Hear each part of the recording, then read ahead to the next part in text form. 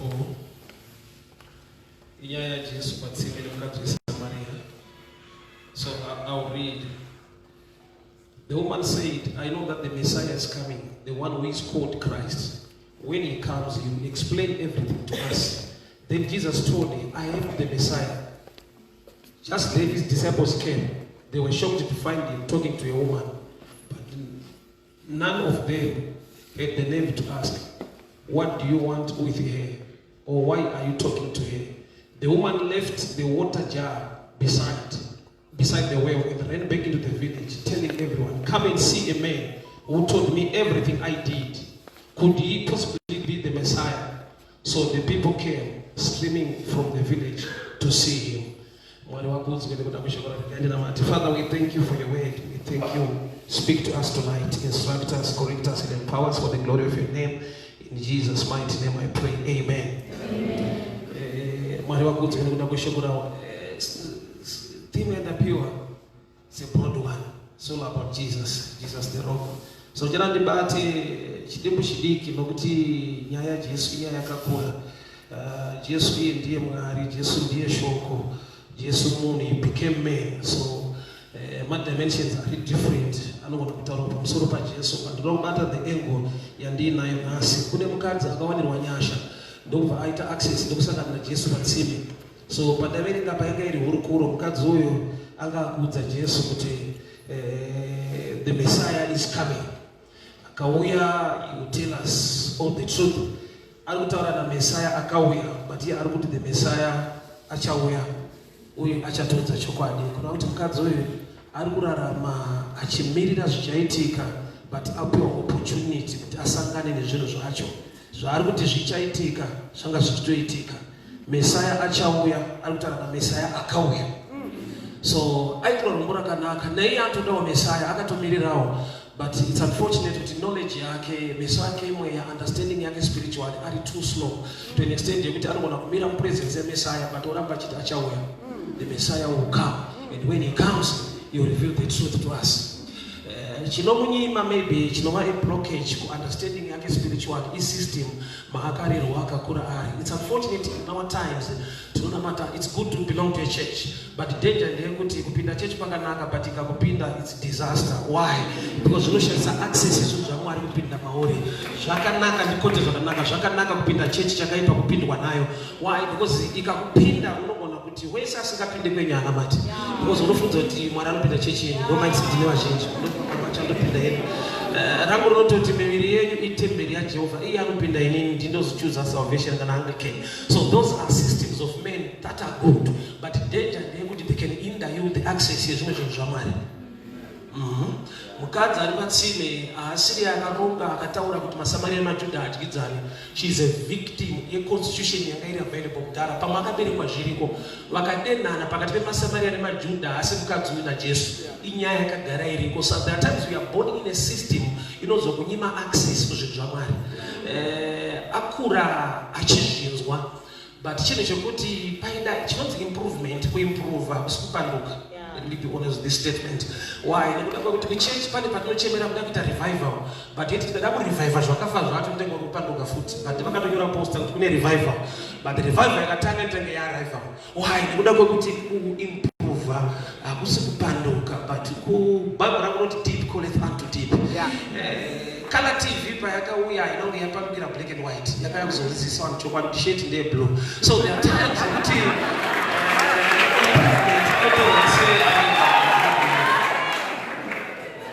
so mukadzi aitwa rumbo rakanaka, but the systems that dziriko nekutaura kwakuriko ndekuti maSamaria neMajudha hadyidzani. Saka naiye akamirira Messiah, but Messiah auya ari ku wrong side according to the systems. Why? Because ivo maSamaria vakamirira Messiah, but Messiah auya ari kuMajudha. To be honest with you, with deep understanding, Jesus was not a Jew, he was born among Jews. Why? Because anotora roots kubva kuna baba kete kuna amai. In fact, dai mazwati na Shem Kabe wetu Jews hapo ulipa 0.0000. You understand that better. Jesus was not a Jew, he was born among the Jews. Tori roots kuna amai. Jesus was mwana wa Joseph. Miracles, the Holy Ghost to come upon you. kureva kuti is a product of the Holy Spirit. Mwari haana gender, Mwari haana rudzi. So aberekwa kumaJudha but haasi muJudha. So it became a problem with that Samaritan woman because Samaria maJudha hadyidzane but achida hake Messiah ndobva auya ari ku wrong side. Ndo kazhinji kuti Mwari paunonamata vanogona kupa opportunity izvozvo zvaunoshuva kuti usangane nazvo but zvinogona kuuya zviri ku wrong side according to your understanding kana according to the systems of man. Ndichine mindset yechechi sandani mindset yekingdom ndaifungidzira kuti tikanamata as church kuti Mwari raise a man tibarevive munyika medu raise somebody nyika yedu iitire zvakanaka. ndaiva nepfungwa yekuti munhu kuwatanamatira kuti araise panofanira kunge achipinda kwedu. Why? Because ini ndine mindset yekuona sechechi Mwari anoona sekingdom. Varinamata kudhara the Jews vanga vane better understanding why vanga vasina machechi vaingova maJudha vanonamata Mwari. Kureva kuti yaiva family yaiva tsika yavo mukurarama kuti vanonamata Mwari as a family. But in our times now tine patinonamata tiri kune nyaya dzeko veugwahwirana neoko chinoita kuti tisiyane sometimes in understanding kuti Mwari wacho akasiyana. We worship the same God but no man understand the different ways. So I told them one time the church is not part of the prosperity. But I discovered that the some churches are not part of the prosperity or part of the poverty. So which means they are the same thing.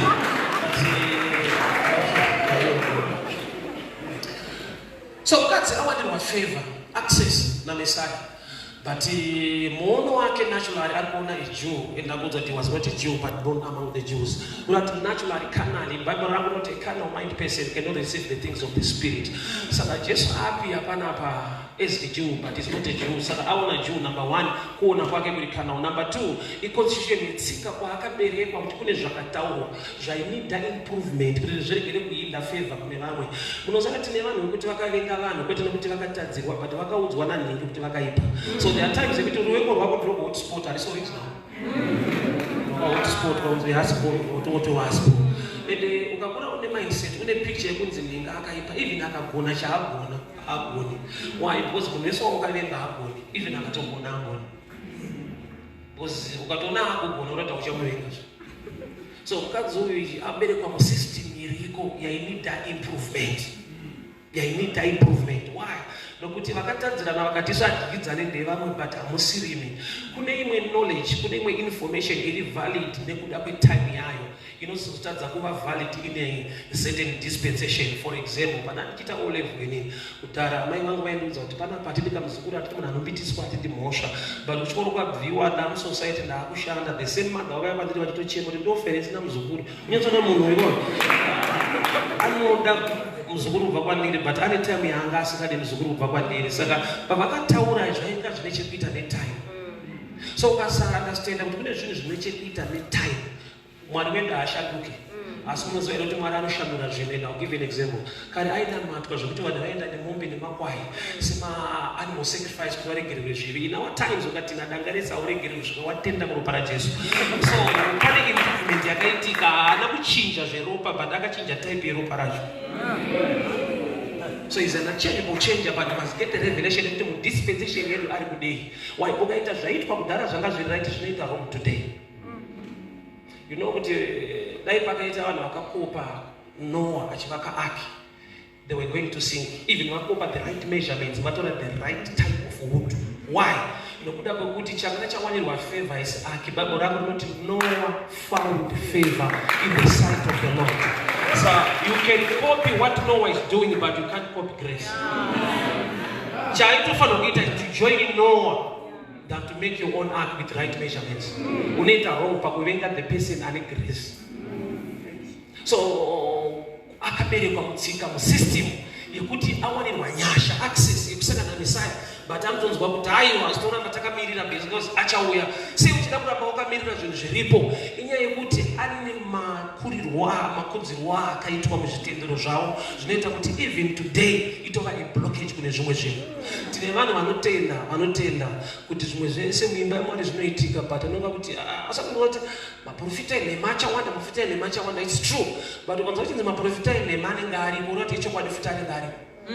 Joel 2:28, you know, I'll pour out my spirit upon sons and daughters, they will prophesy in the last days. And you believe we're in the last days and you hate the prophetic. Why? It's going on system, you know, that's nabas. Yet chese chinoitwa naMwari, every spiritual gift is valid to the body of Christ. The gift of prophecy edifies the church, but it destroys. It edifies. You don't see this. But sometimes the form of dispensation in abuse your office. But abuse your office cannot abuse your gift. I wrote gift actually is valid. If you should about to value police, government, I prefer the police. That's the police of the one. Why? Because when the police force is really valid. So there are times you mind open. Sure, man is reading as a series of, but as this is valid in the body of Christ in our times. Teenagers are not going to kuramba, teenagers are not going to kurwanazo. Izo mwari achizvida uye zvakanaka mimba yaMwari. But nokuti we are under certain systems dzakati izvo zvazviti. So mwari unogona kupa that gift in this time, but you are under a system fight at that gift.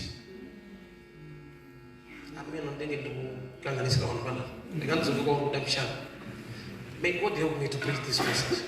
Mukadzi uyu ane favor yaitirwa. Tine vanhu vari favored, vane favor yakaitirwa naMwari. Yekusangana neaccesses zvimwe zvinhu, but there are systems hindering them cooperate in that area. Nyasha dzaitirwa ndedzekusangana naMesaya wacho wakutoti achauya iye atoenda kubva atoita one on one for free. Ndokubva atokumbirwa mvura kwakuramba kupa Mesaya iye akamirira Mesaya. So there are times yekuti unorambira Mwari nokuti unoda Mwari kwete nokuti haudi Mwari. But nyaya ndekuti haumuzive.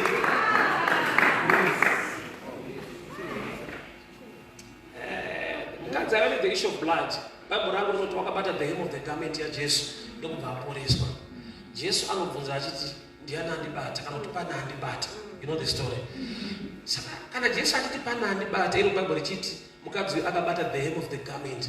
So is Jesus hembe or the person? Because he had a kutola sikawa anakubatwa abatwa hembe. But he had kuti pana andibata asi kuti pana abata hembe yangu. Saka iye Jesu wacho anoga associate kuti ini nembe dzangu tangofanana. Why? Because mukadzi chaida achiwana even andipotsa but abata hembe. Zvoda kuti chinhu pane zvinorepresenta Mwari but asiri Mwari chaiye. But zvinokupa access kuna Mwari chaiye. Kune zvinorepresenta Mwari. Konini minamato yako nezvipo zvasvika. Zvipo hazviende kudenga zvinoenda kumaraini. But denga rinokunaisa kuti zvasvika. Zvinosvika sei zvisina kusvika. Kunati kune zvinhu zvisingasvike zvinosvika.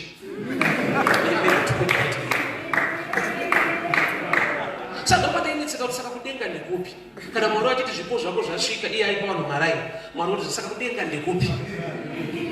Ndaita such a question ndopandakavanzisa understanding kuti dzimwe nguva ukatoti kudenga hakusi kudenga. Nokuti Bible rangu rinoti pakutanga Mwari vakasika denga nenyika. Saka ndaimbofunza kuti Mwari vanogara kudenga ndikazodzidzisa kuti vakatozorisika variko kwavaigara ikoko ndokudenga kwacho. Because vanga variko vasati vatosika denga nenyika. In the beginning God created the heavens and the earth, which means the heavens were not there but God was there. Where was God? Ikoko ndokudenga iyo.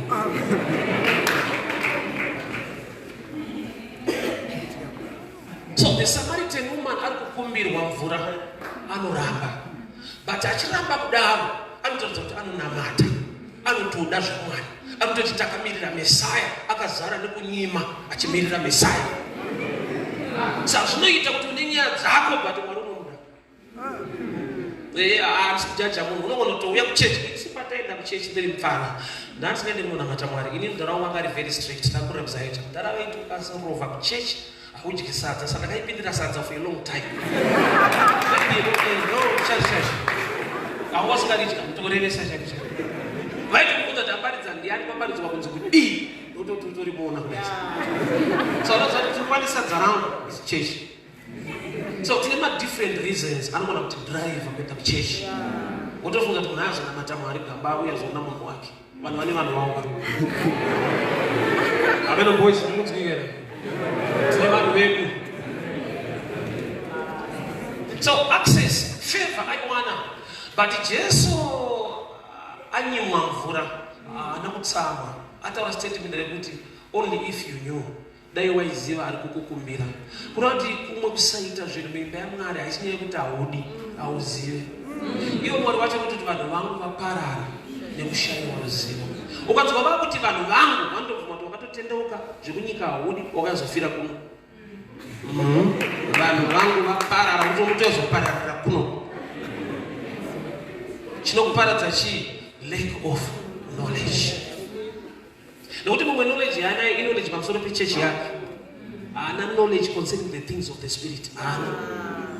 Moza chechi yedu ndokatopinda. Mumwe anotongoda association yacho but the real issue is knowledge access to chakra jamani aimo. So mukadzi aitirwa favor ana Jesu ndokubakumbirwa mvura akaramba. Jesu anyimwa anotanga kuadvertiseawo yake. Dai waiziva ari kukukumbira iwe waitozokumbira futi kupi kuno nokuti ini ndine mvura meni. Saka Jesu anozoita zvinhu tunyota nemvura kawanda. Ukaona achitokukumbira zvinoti yake yapera ukatoramba neyako anotanga kuadvertise yainayo. That's a picture yekuti men cannot do without God, but God can do without men. Izvozvo zvizive, ukanzi ita chakati ukaramba, Mwari vane nzira dzekuzviita. Sabu yako iriko, system inogona kushandiswa naMwari. Vanhu pane pavakaramba kupa mufundisi zvekudya, ndokubva Mwari vaudza Prophet Elijah kuti enda unogara kubako kwete kulocation.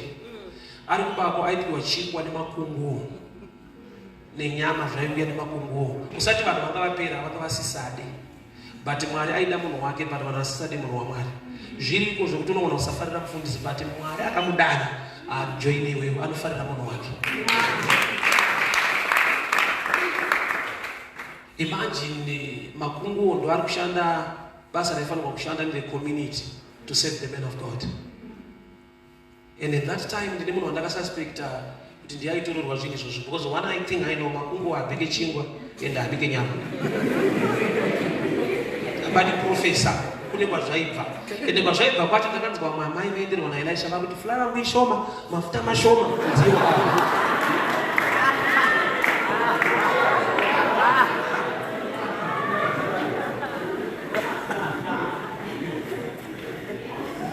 So Jesu mvura anayo, but pane paari kuda kuita exchange, so ari kuti ndipowo mvura, mukadzi ndokubva aramba. So zvoti dai waiziva ari kukukumbira indaigona kutokupa mvura mhenyu, the living waters. So Jesu panapa akutaura zviri spiritual, zviri deeper, mukadzi ari kutaura zviri pasurface, zvidiki diki zvokuti mvura yaJacob, mvura yakazonzi akuti mvura mhenyu mandiri yekuti kana ndakupa hauzonzwi nyota zvakare. Pane chakabviswenda papa.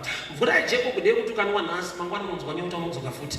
But yaJesu ari kuti ini ndikakupa yandinayo haunzwi nyota zvakare. Which means mvura yaJesu haipedzi nyota, inopedza chinoita kuti unzwe nyota.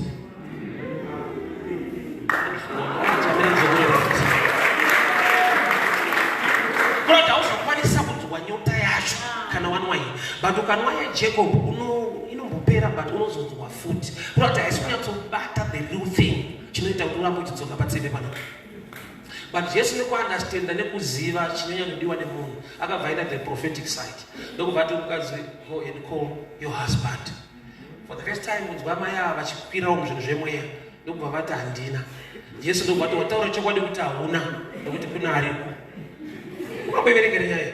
Mukadzi aitova nemunhu kumba, but paakanzi ndofunga chiri munhu chakamubatsira paakanzi husband. Ndofunga anyatsoaccessa kuti tsana wari kumba husband asati waqualify. He's just a guy wanogara naye, but pana hapi hakwani.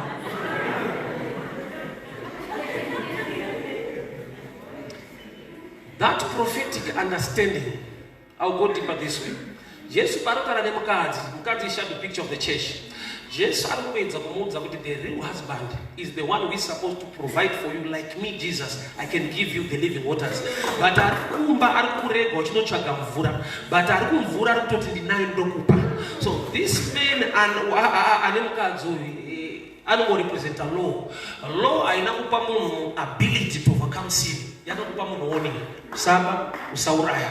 But Jesu anowa the grace of God. Kana akuramba mauri, he gives you the grace, the power and the ability not to do so. So law demands, but grace supplies. So the real husband for the church is Jesus. Why? Because he gives you the grace to please the Father. Haugone kuzviita wega, but anokupa simba rokuti zviitike. With this understanding, there are times yekuti tinenge taikuvadza vanhu pataiudza vanhu mumakoroseti kuti siyai zvakaipa muye kuzonamata. It's not possible kuti munhu asiye zvakaipa asinganamati ouya kuzonamata asiya. urati kana achitogona kusiya asinganamati ngaatoramba ari ikoko because he came. Hauna kundinzwa. Munhu haagoni kusiya zvakaipa uzonamata. Asaronza munhu anozvinyepera kuti handina ndinyepere Mwari chienda kuchechi ndaa-right. You will never be right without Jesus. You will never be right. Paulo kuti uchaita inyaya yekuti wakangomira. Kune vanhu vokuti havasi kutadza nokuti havadi kutadza, havana zvekutadzisa zvimwe zvivi zvinotoda empowerment. Unotomitsira kuti utadza nekutadza kwacho. Wozoti udade unofanira kuone zvekudadisa zvacho, urove munhu unofanira une simba, udipa zvimwe zvivi zvacho zvinotoda uri empowered. Saka toenda kwatoswera usina kutadza, hauna zvekutadzisa.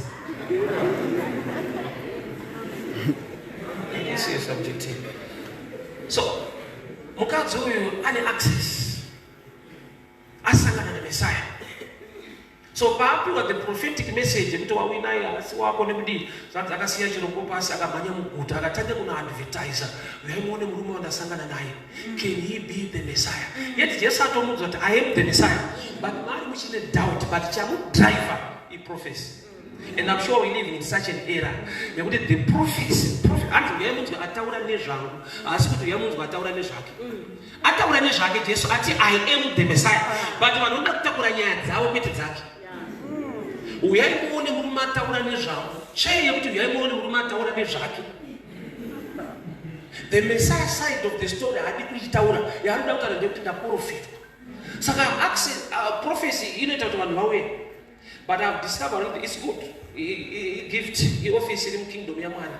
But there is danger to it. Bakashaiga, the word of God in it. So I don't know how sharp the prophet is. Okay, the church come prophet. I don't know the Bible. I know the Yashon. I don't want to tell them. You can put a prophetic as no wait. But the Messiah put it. Every prophetic word. It's not to that the word of God in you. What is the manifestation is you? Mary, uchala ni mwana. Mary don't have you not going to say it's not a woman. Don't vow to a formula. But the Holy Ghost will overshadow you. Without to go on that Joseph, why? Protect what God has prophesied in your life. You know that personal discipline for it to manifest. Because what is what? Ukanzochava nemwana ione munhu waunodana naye unoudza munhu wako kuti chachaya kanzichaita mwana. Hapana kuudzwa musikana asina munhu waunodana naye pakaudzwa Mary ari engaged to Joseph kuti uchava nemwana. So paitenda futi another instruction kuti azive kuti anomuita nani because already ane wekutoita naye. Saka unoudza kuti mweya muchena chamusoro pako. Saka basa raitwa naMary nderekuresista Joseph. Joseph ati tiyo yaparuta pamwe pane program yekudenga ibombirai.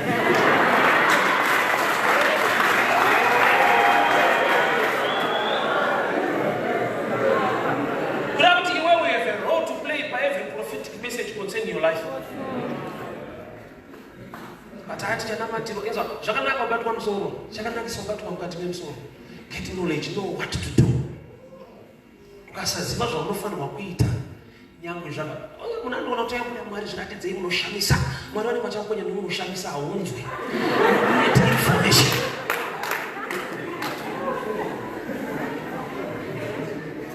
So wakaenda musociety ndokubatanga kuadvertise yamune kumataura nezvangu, yamune kumataura nezvangu. Vanhu vanoti pataurwe zvavo, vanoti pataurwe zvake. Unotokuda kuti muservice wako wavo but akana kubata nyaya yangu. Uyo yake ukaibata ite yangu.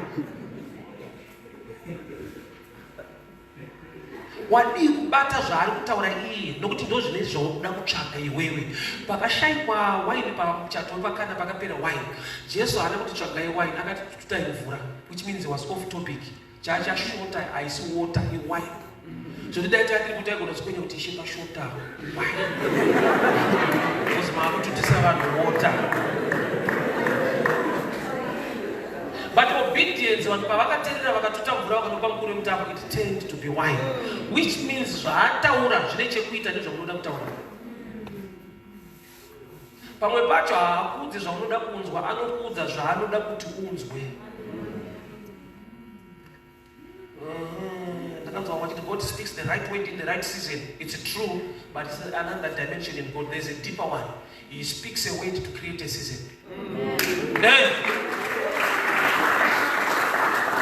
Example, scripture, Genesis 26. Isaac, do not go down to Egypt, stay in Gerar. And there was famine. I could not advise them to Garamza. And what Garoko. That's wrong. Papa, issue agriculture, and I put a famine. I will go to Gara, no more to Jabama. Rotan Samuel. But I got to say, no, Garai moment there was famine in the land. But I got Garako 104th. Not about what a way Draga tell you that I can create a season for you. So it's good, he speaks a word, right word in the right season. It's another dimension in him. The deeper one, he speaks a word to create a season. So don't just watch upon the Bible, Mudama on this and go amount. But if I check out my own, this is go amount. Monday no worry, get up, Unopa. Don't go with them about season, I see you. But you don't have some wrong season. At some Monday no go Uno mere wrong season. Uma kwa ito the picture kuti munda ite season unoita zvari kudai yakatsamono. Chakaita kuti aende kwaari zvanzi it was green. Ine mashizha akasvibira. Kurati ngotori mumwaka une mvura yakawanda muzhizha. But paakatsamwa yakabva yaitwa a dry season. Kurati auite zvemaseasons unoita zviri kudiwa naiye auya. That's why there was a time when ngavaise tsvimbo dzavo tent of meeting. Tsvimbo yaAroni ikamuka mangwana kuseni ine mashizha, ine michero yemaalmonds yakaibva. Kurati tsvimbo chaiyo isina maroots yakarespond kupresence, but miti ine maroots yakatadza kurespond. So mukadzi wadzokera muguta nemessage yaMessiah, but iye haana good relationship naMessiah. Atobva kunyima mvura but Yamune murumataro yamune wampeiko andina that minyima mvura patade munomona. Saka asana kuda matara nezvechechi yawo but chechi macho ana zvanoita. Chechi yakazodi chechi uchiite uchipinda iko apana. Vanenge vane spirit lenge murumano Peter. I used to respect Peter ka svika pa level kuti vakabatwa Jesu Getsman. Vamwe vese vakatiza. Peter akatera. Uya anoda ishi. Uzodiscover what Peter was worse even mukutera. Why? Pakati nemumwe musikana wemumo wacho akaramba kangani. Saka Peter anotevera kuti arambire kumberi. Atiza anotevera but unoramba kumberi. So you can be part of the church, part of the group. Titofanira kubatsira kuparticipate mazviri. Andi majesu mvura but akuto advertiser pamusoro paJesu wacho. I'm sure this message was good to but it was very sensitive to the men as you were. Both are not going to Yamun Sangana Nai. What's an Ovasara Bombo? Unless I just got tight to the open room 14 minutes. But why the Unopa a message? Kukuta, really dry, Resina. The living waters. We have a faith on one cat like Timmy never going to Jacob. Urimukuri Jacob. Munugana Sata Kura Pazunjemwea, only Jin Maringima Mirajakaita. Anona Maringima Oniro Ake. Urimukuri, the Munaba boy Jacob, Wakachira at Timmy, young in the mombe Zaki, the Fuyopana Pajino. Uruko and Vurani Jesu mombe Zaino. Maybe it comes to the boys. Offering Unoramba kupaJesu. Kune vanongo mai ndatopedza. Kune KFC nokuda.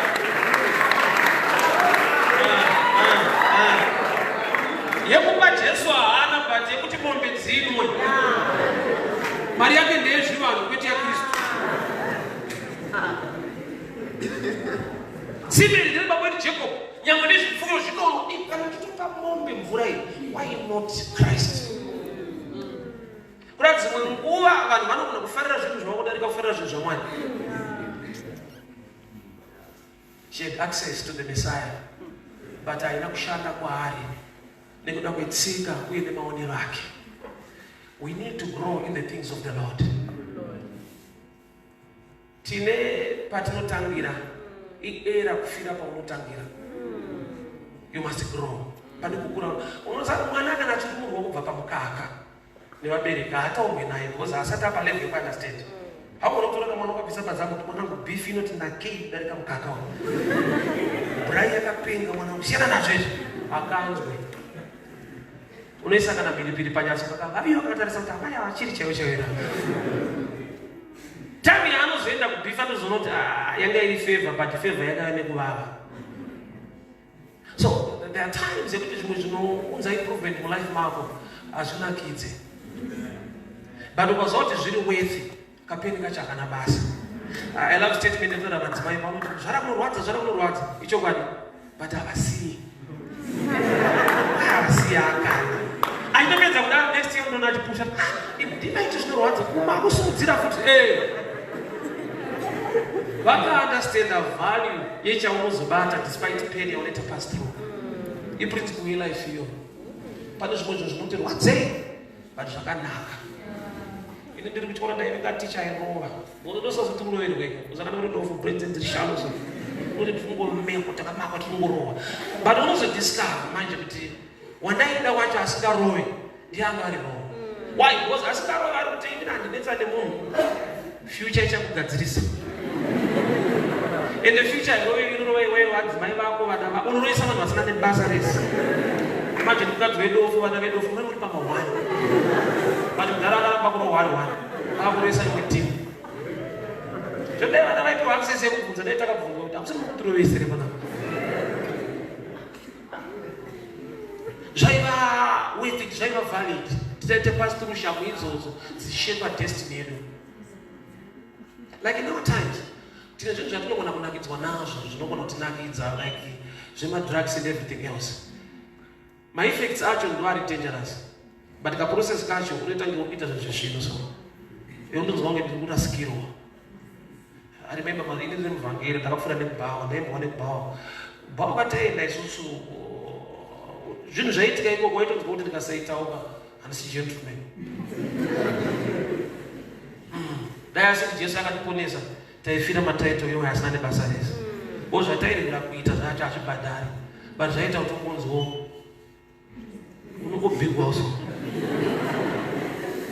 chibaba uchifa chibaba uchifa. What's one thing chandakadiscover waveika kuda mvura haife inozofa. Indakambogara kuwadzana vanhu vaitengesa fish waibva nadzo kuleki yaitouya iri menu dish menu chitoshetuka so ndopana kuzati waveika kuda mvura haife inozofa. Saka ukaiudza panoshetuka so ikutsana matofa inogona kurapa kuti nekane nechikesa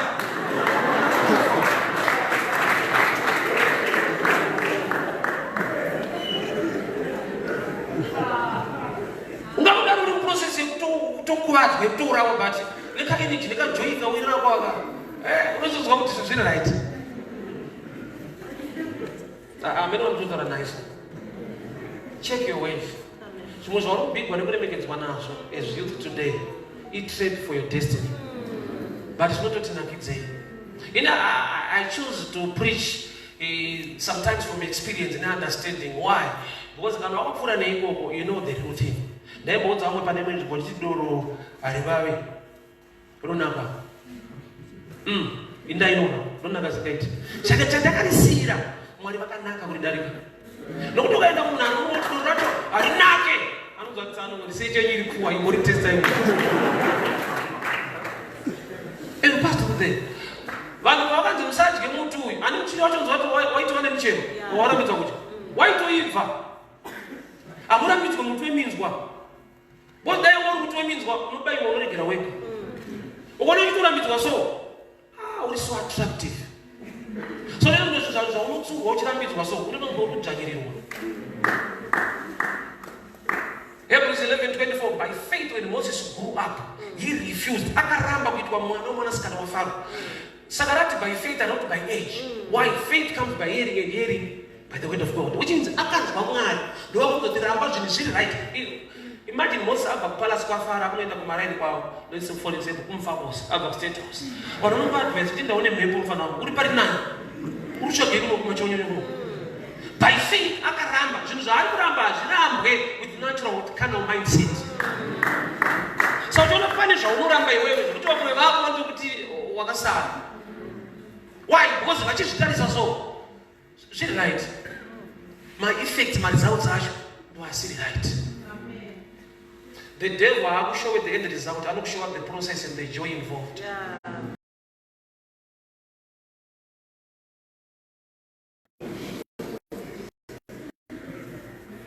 The devil is so cunning. But when patch on the night modes are warning with it, teach was ordinary to be one of your enemies. The devil will improve. As is the enemy, we not to discover later to become an enemy.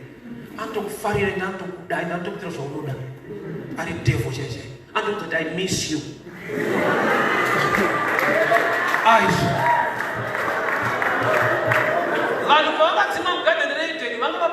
Message and deliverance. The physical spirit of limitation. Maranga ti guys here. Pastor Snake of the mic at over here security. But what is not getting up Buddha? What's not one of them? They are fair lot. Say what I'm never. They are fair lot. Manga to Buddha so you want to go now. But what is not getting up Buddha? So come back to our house in Zara. I don't know such much giga. What's one hour Buddha? In Zara. I don't know what to tell her. But so far, I'm going to tell you to Neza. Tanga my pastor. Don't tell you about the devil must run away. We want to discover later. And I love you. I miss you. Just after maybe 3-4 months, Pastor Yanga right on Saturday. But so far, I won't Run about sent one of the tower. What is the one of Messiah? I'm actually Satan. I'm not challenge you anymore.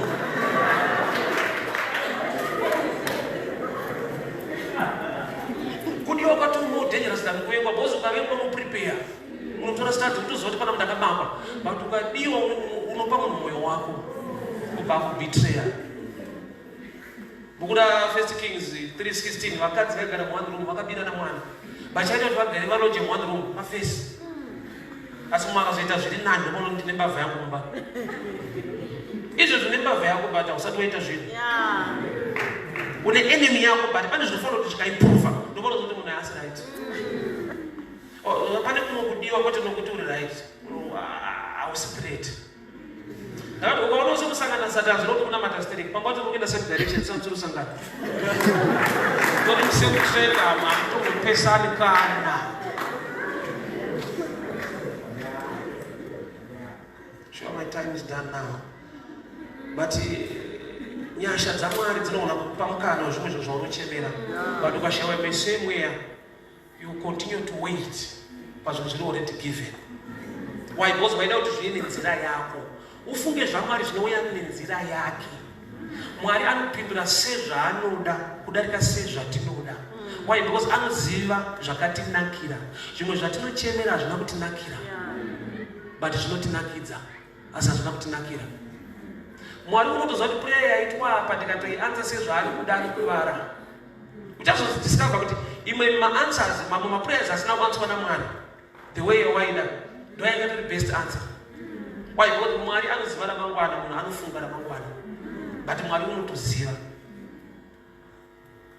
Unemina, Joshua akanamata Mwari zuva ngarimire. Bible rikatoreva kuti Joshua chapter 10 zuva rakamira. Ndaenda kuchikoro bichari, ndanosvika kwamuri kuno. Bichari, ndakazoti arifambe.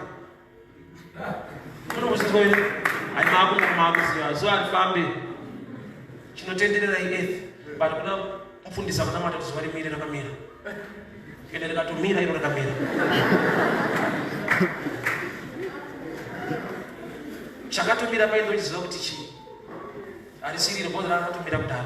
Ndinoti vana vadiki tati tikabva kumushandire bhazi, miti yaimhanya, mazuva yamira. Chamhanya. Kana kumboiona miti ichimhanya. Teera chaiko miti kumhanya chaiko. Izvi zvose tikatenda yakuramba yakamira. Chii? When you grow, things change. Ukakura, ukatodzodza pakaipa ukafamba nemiti inokuteera ichimhanya usiku. Ozoona kuseni kutenga isingamhanya ndinda imhanya.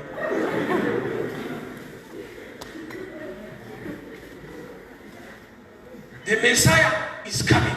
Akauya achatudza zvese. Unoramba uchimirira zviri available nekuda kwokuti waida kuti zvive nenzira yako. Kana tichiti Mwari unoshamisa, kushamisa newe unamata wacho. Kureva kuti iva open mind yekuti God can do zvimwe zvinhu asi kutarisira. Vanhu zvirizo zvanofanira kutarisa kwazviri. Mukadzi aidirira Mesaya akauya. Iye akati tichiti takamirira achauya nekuda kwemaonero ake. Mukomana wakanamatira kana kuti wachanamatira Mwari mukomana right. Akatouya. Tinoita kuti rambe uchimirira. Haana kuuya ari right. Achazoita right.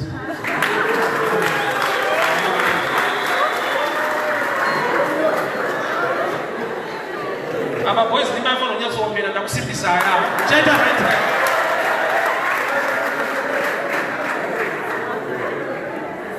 Ndakusimbisa chachavharika kachiri.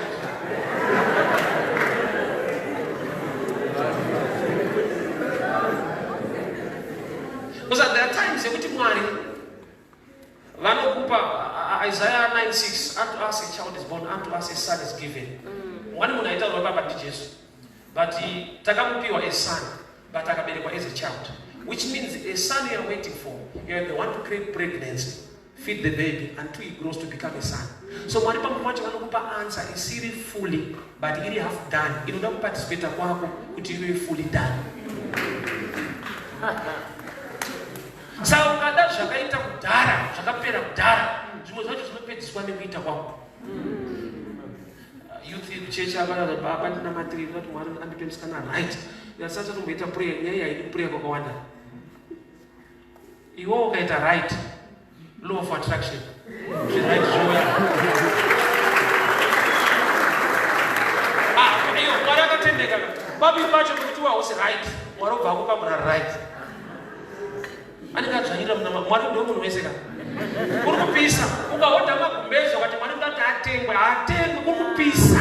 Vana vachire unofo hwako. Mwari anoprotecta vanhu kuti munochira mahara hafungo. Anozabhabha raramitse kufunga. Rinoti musafunganya, hakuna vhesi yakati do not think. Mind is a gift. It not do not worry. Musafunganya kuti musafunge. Nokuti munhu achatofunga kuti vhesi inotaura kuti shiri dzedenga hadzirembe dzinodya pakati shiri, hausi shiri iwewe. Inda uchida kweshiri.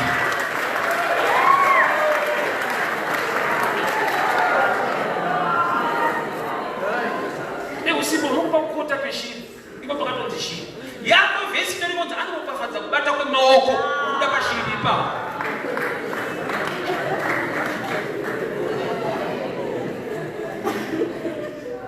Zvawaida zvakatouya, but dai wauya nemeso emweya waembresa zviripo nokuti ndiye Mesaya. Ari kukumbira mvura nhasi, but ndiye Mesaya. Anotaridza kuti aneta munhu, but ndiye Mesaya. Saka zvimwe zvinhu zvatinomirira zvinoti Mwari tiitire zvakatoitwa. Musikana wawaida, mukomana wawaida, zvawaitarisira zvakatouya, but hazvina kuuya semaonero ako. Zvimwe zvinodevelopa with time, but chiri the right thing. Anozati president chaiti vaitomuwa mwana kuchikoro kune vasikana vakatovarambawo. Chembere idzodzo dzikaudza vasokuru vadzo nhasi ndakatomuramba undangochati gogo mune mmeko. Atipotesa bvaro state house. But president chinhu chakadevelopa with time. So anoita laka mapfuma kudhara.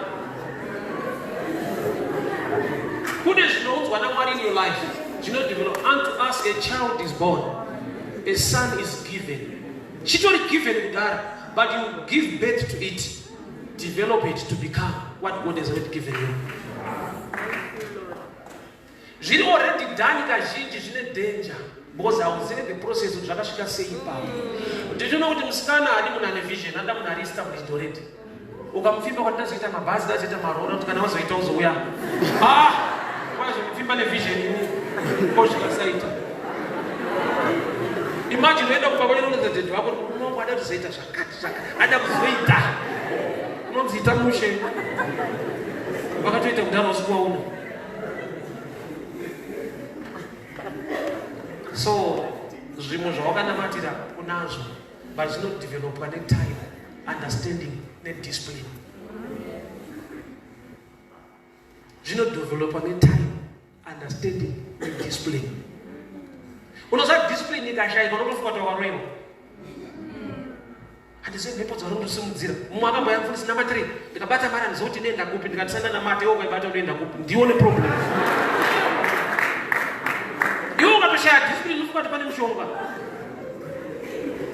Aona mhoro iwo unodarika paura. Kwanyasoroiwa chaisa stage inodarika.